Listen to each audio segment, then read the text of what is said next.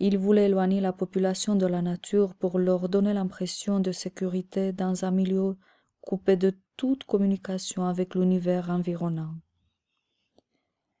En les enfermant dans un système bien calculé, il pouvait les transformer en esclaves, sans même qu'ils s'en rendent compte.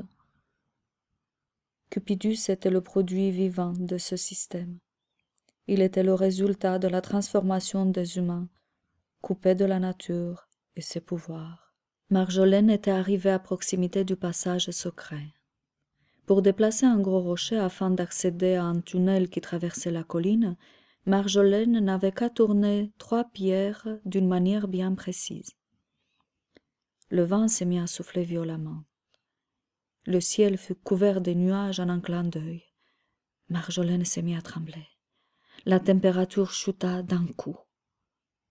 2 chiens se mirent à courir vers le passage secret et 2 autres guidèrent Marjolaine à travers le brouillard dense. Plus aucun oiseau ne chantait.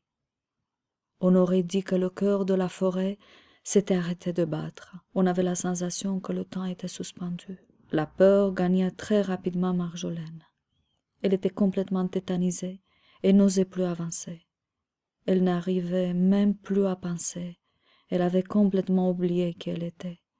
À bout de force, elle tomba évanouie. Tout le territoire était gagné par le même phénomène. Le sage de la forêt sentit le danger. Il demanda à tout le monde de former 3 cercles concentriques en se tenant par les mains afin qu'ils puissent activer la protection.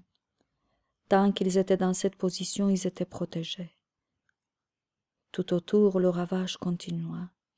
Maître Pollutionus avait réussi à pénétrer dans la forêt avec son armée destructrice.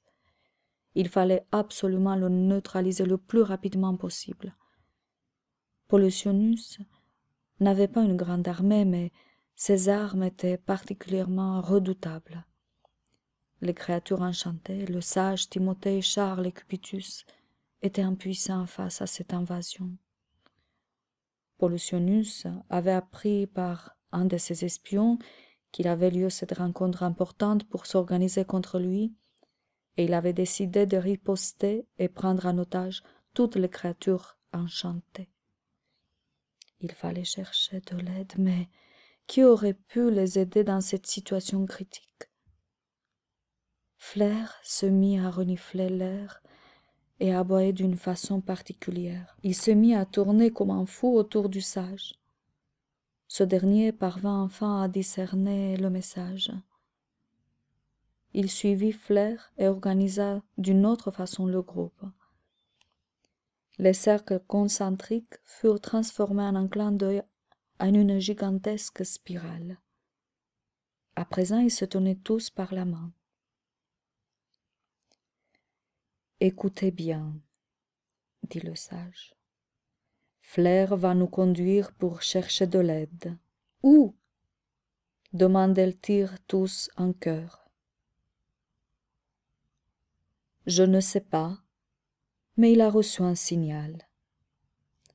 J'ai peur, dit Timothée. Gardez confiance et restons vigilants. Ne lâchez jamais la main de votre voisin, sinon le pouvoir de protection disparaîtra dans les 30 secondes suivantes, et ce pour tout le groupe. Si jamais il arrive un incident, refermez tout de suite la chaîne et ne bougez plus. Marchez 2 par 2. En route, les amis, dit Cupidus. Ils se mirent en route aussitôt. Il s'était produit un phénomène très curieux. Une fois le groupe en mouvement, c'était comme une accélération permanente, un peu comme un train avant d'atteindre la vitesse maximale. Ils se rendirent tous compte qu'ils n'avaient plus besoin de bouger leurs jambes. Il suffisait d'avoir l'intention d'avancer et ils avançaient très vite.